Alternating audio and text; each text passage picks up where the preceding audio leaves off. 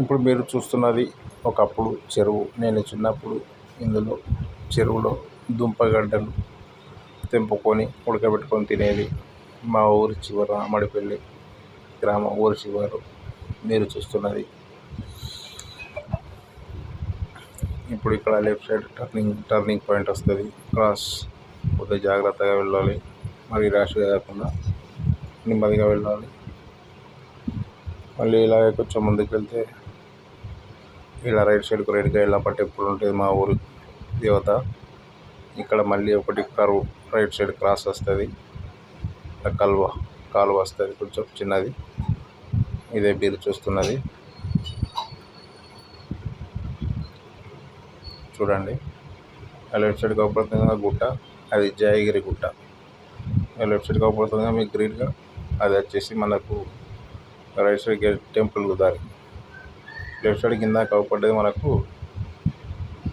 ఇది మామిడి తోట, టెంగిని పండ్లు ఇట్లా అన్ని రకాల పండ్లు దొరుకుతాయి తోట. ఇందాక మీకు చెప్పాలనుకున్నది అది మునక్కాయల తోట.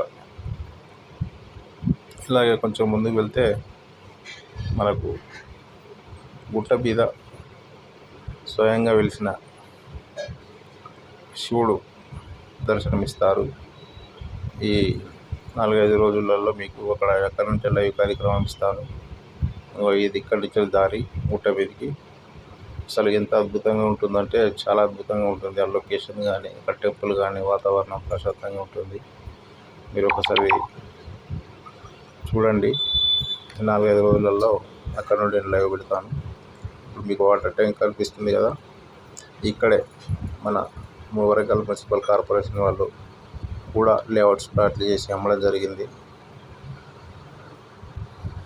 చాలా పెద్దగా ఉంటుంది దారి. కూడా లేఅవుట్ అంటే తెలుసు కదా, అంత అద్భుతంగా ఉంటుంది. రైట్ సైడ్ చూడండి, ఇక్కడ మినిమం 2 కోట్ల పైన పలుకుతుంది. లెఫ్ట్ సైడ్కి పోతే ఓసిటీ అని కూడా లేఅవుట్ ప్లాట్ చేసడానికి దారి. ఇలాగే కొంచెం ముందుకు వెళ్తే ట్యాంక్ ఇది కట్ చేసినాము. కొంచెం ముందుకు వెళ్తే అక్షర చిట్కోనలో వాళ్ళది వెంచర్ ఉంటుంది. ఇక్కడ కనకదుర్గ ఇంకో వెంచర్ కూడా ఉంటుంది.